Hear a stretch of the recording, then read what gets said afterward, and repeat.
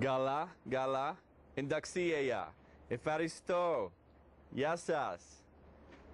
No, you've not tuned into European TV. I've actually managed to just pluck my Greek grandmother's secret recipe for my favorite Greek soup. Another simple yet delicious meal today on Thin Kitchen.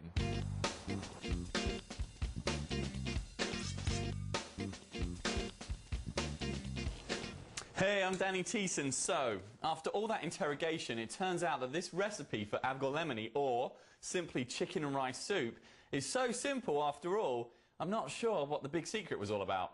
Anyway, in this pot, we've got 8 cups of water with 4 chicken bouillon cubes, okay? Now, I made mine with bouillon because it's a lot quicker, but for the best taste, I would boil the chicken carcass and make my own.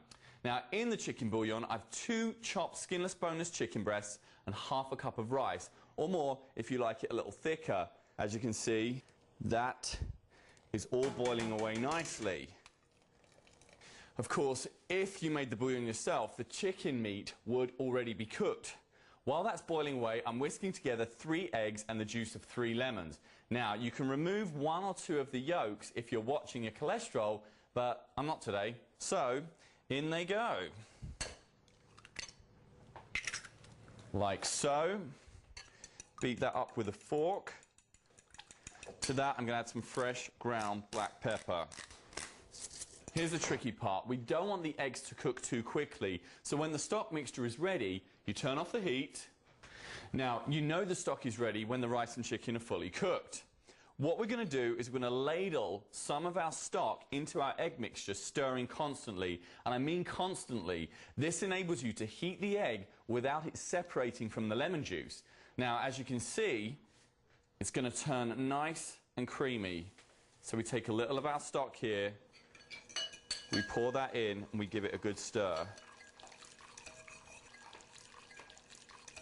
Now the egg is successfully heated, we're going to add it back to the stock mixture, but only a little at a time, and again, stirring constantly. We don't want it to curdle.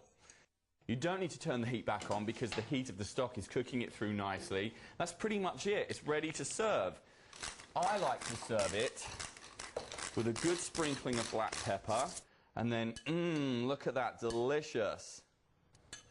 This dish is great, especially if you have a cold. Now, the more lemon juice you add, the more you'll sweat out any fever. I absolutely swear by it.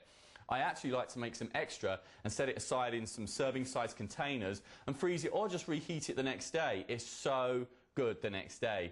Now, my grandmother's given me permission to share this recipe with all of you, so I've posted it, and you can download it by clicking on the Take Home Tips link. I hope you like it too.